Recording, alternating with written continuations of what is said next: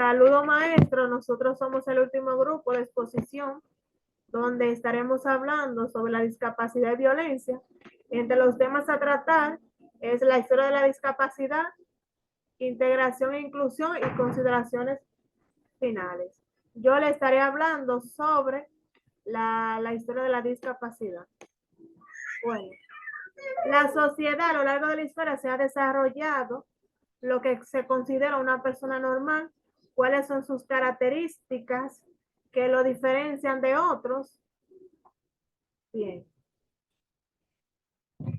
Según García, en el 2000, afirmó las distintas concepciones y actitudes respecto a las diferentes del individuo entre las discapacidades físicas, sensoriales e intelectuales, se ha reflexionado en el trato y la atención hacia ellas. Han pasado la eliminación y el rechazo social de sobreprotección y la segregación para finalmente aceptar a las personas con diferentes conceptos. Entre los tres conceptos es familia, escuela y trabajo.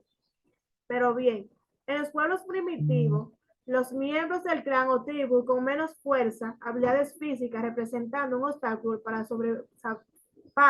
sobrevivencia del grupo, por lo que eran eliminados anteriormente o abandonado a su suerte. En la medida que la sociedad fue adquiriendo forma más compleja de organización, se desarrollaban diferentes grados de conciencia social y de tanto trata las relaciones con otras personas, o según ellos se considera desventaja.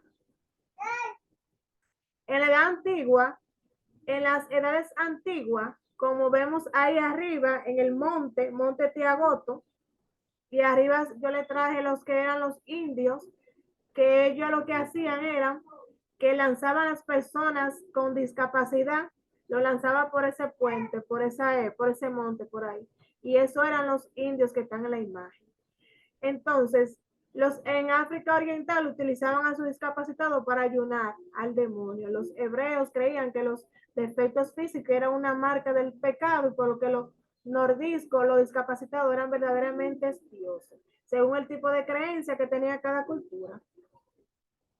Durante la Edad Media y la iglesia, los padres con ignorancia lo que hacían es que ellos pensaban que los discapacitados estaban embrujados. Ellos lo que hacían era que lo traían y le sacaban el demonio que tenía por dentro o le hacían un exorcismo. Según la Edad Media, lo que hacía la iglesia. Las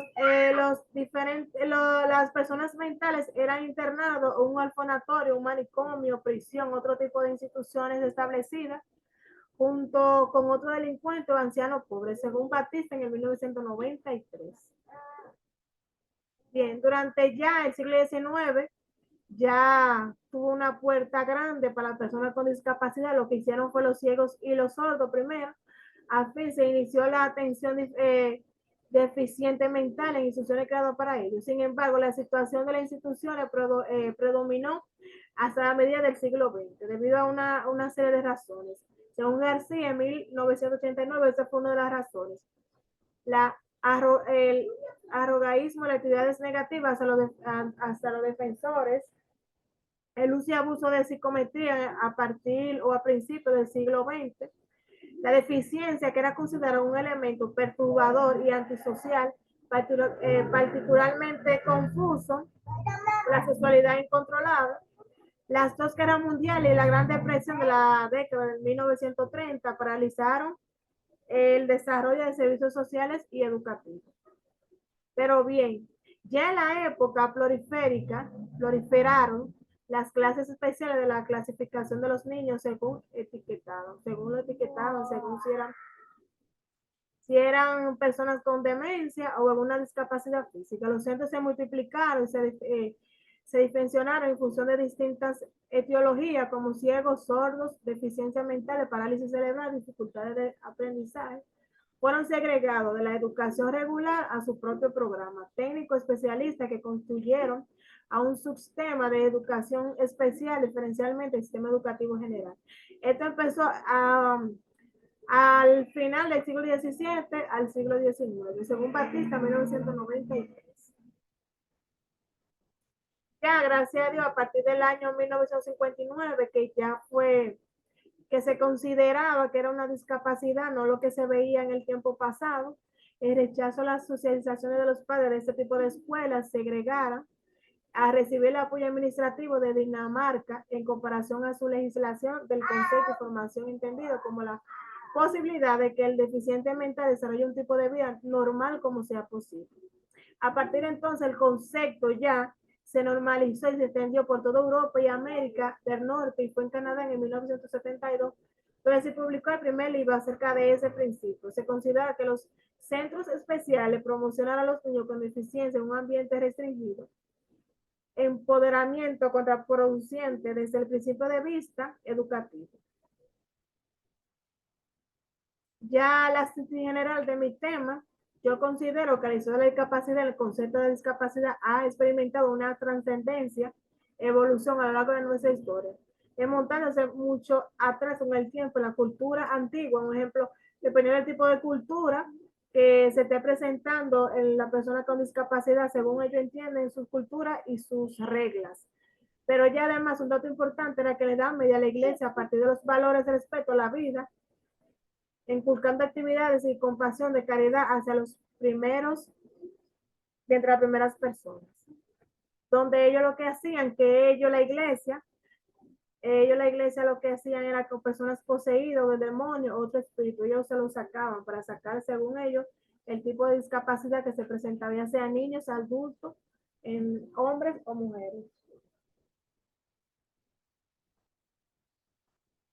Pues bien, mis compañeras van a seguir hablando sobre los otros conceptos.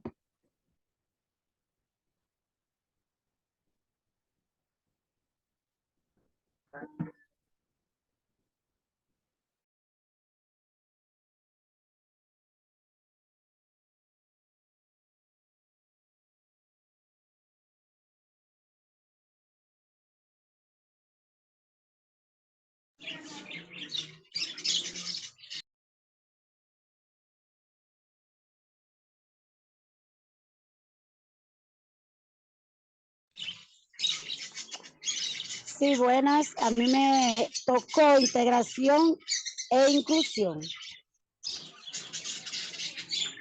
Integración e inclusión. Surge a partir de la década de 1960 y sobre todo en la de 1970 se produjo un movimiento de enorme fuerza que impulsó un profundo cambio en la recepción de la discapacidad y la educación especial.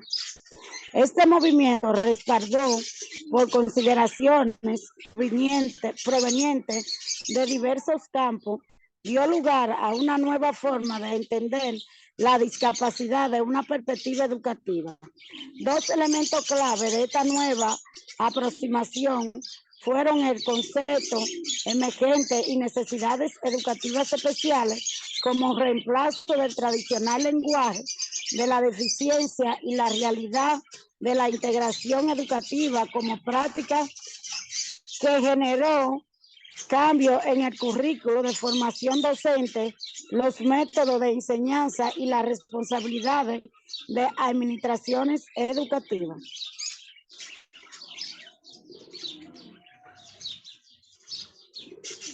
Integración. La integración consiste en la persona con discapacidad que tenga acceso al mismo tipo de experiencia que el resto de su comunidad. Busca su participación en todos los ámbitos familiar, social, escolar y laboral. Por tanto, la eliminación de la marginación y la segresión.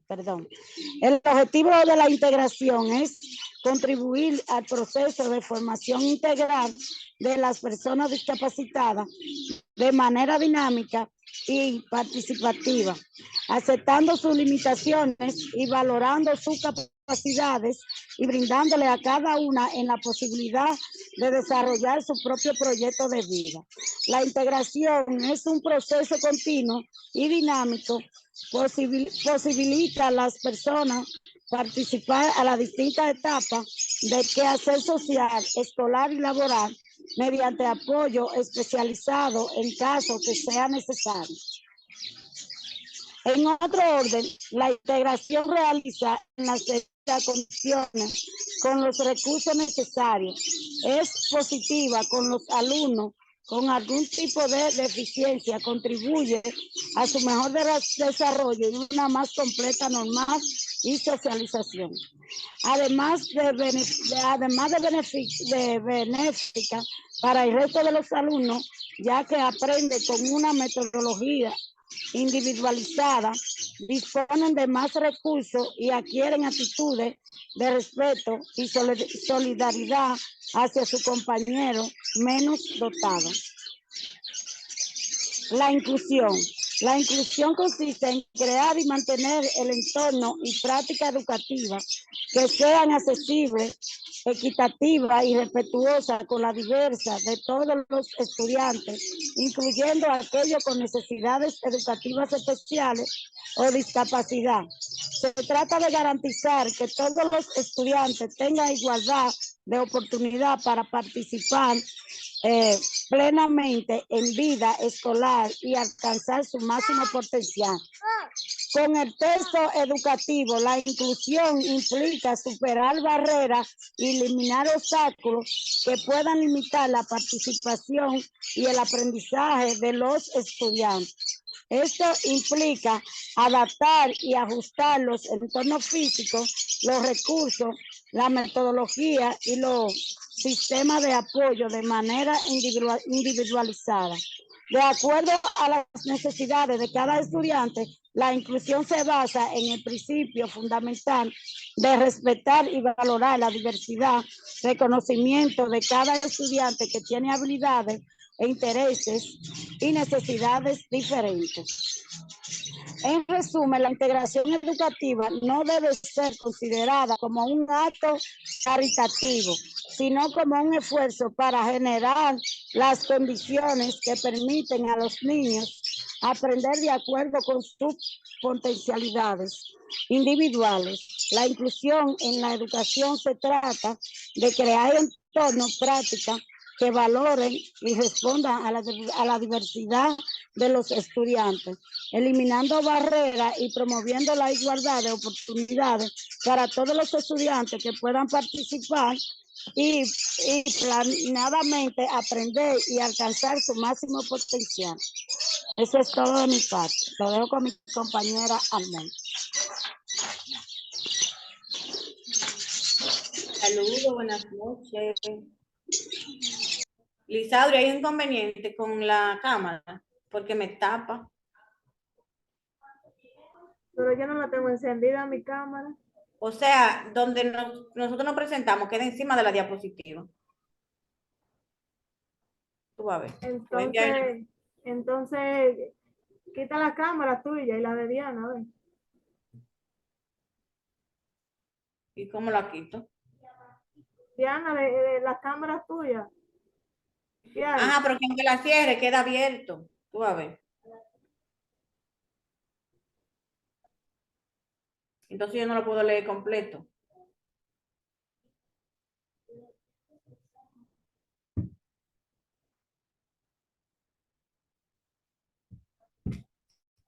Porque ahorita se veían arriba, ahora se ven en un lado.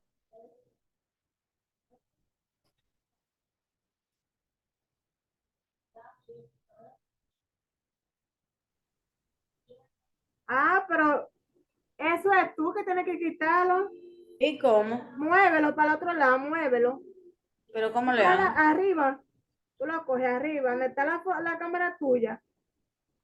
Tú la coges para que lo muevas. Tienes que moverlo. Si se mueve para Ya, yo lo agarré, ya. Ya, ok. Ojalá que no me tape en otro lado. Entonces, Bueno, tú consideras déjame ver. Ajá, pero yo no me veo. ¿Ustedes me están viendo? Sí, yo te veo ahora, te estoy mirando. Ah, pues yo lo voy a dejar así entonces. Oh, Para sí, que no me tapen. ¿Está bien ahí? Sí. Ok. En las consideraciones finales, la discapacidad es un tema tan antiguo en el mundo como la misma muerte. El abandono, la rehabilitación, son las diversas caras que ha ocupado la discapacidad en tiempos pasados, a lo largo de la historia de la evolución de la discapacidad ha variado, no obstante, la violencia sigue siendo presente.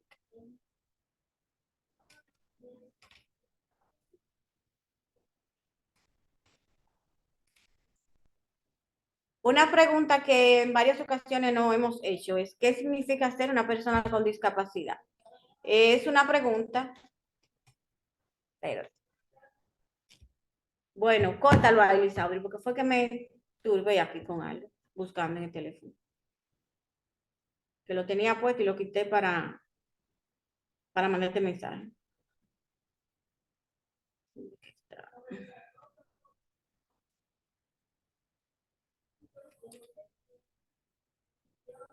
Okay.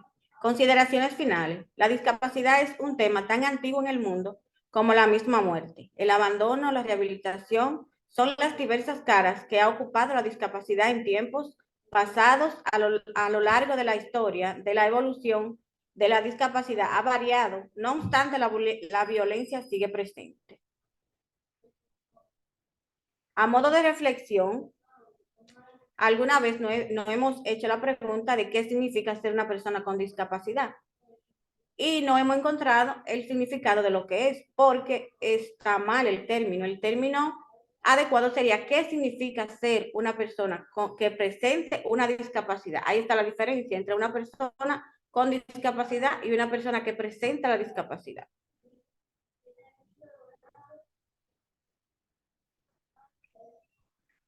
Las personas en general tenemos una idea de cada uno de los sujetos que son con los que nos relacionamos y lo dividimos en por ejemplo, el travieso, el estudioso, el paciente, etcétera.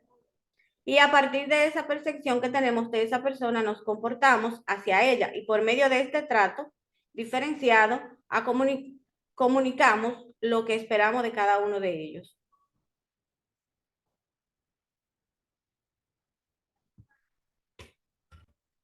Las características personales aparentes como el peso, la edad, color de piel o la discapacidad llegan a provocar una visión exteriorizada de las personas. Los consideran como si fueran individuos estándar, solo en función de su físico, pasando por alto el resto de sus particularidades. Este otro tema tabú que tenemos de que catalogamos a las personas por discapacidad, dejando pasar por alto las demás cualidades que puede poseer esa persona.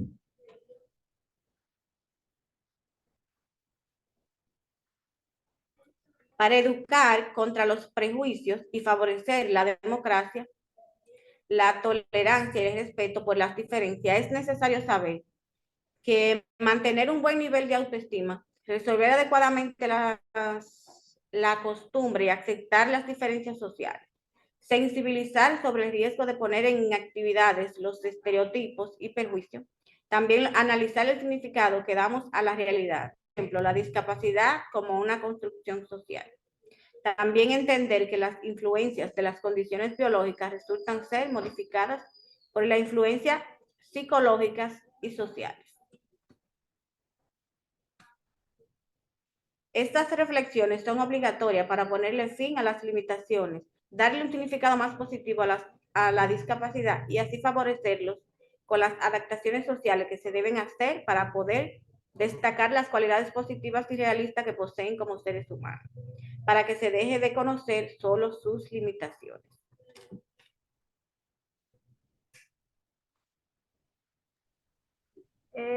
Eso es todo de nuestra parte, profe. Esa fue nuestra exposición. Si quieren agregar algo, Diana o Ginette. No, creo que ya todo está claro ahí. No, hasta ahí lo dijimos. Vamos a esperar que el profe dé la aclaración o que diga algo. Bueno, y en cuanto a esto de las limitaciones que tienen las personas con discapacidad, que todavía hay muchas, espero que en el futuro, no sin dejar, surjan cambios para que las personas que presentan discapacidad tengan más oportunidades.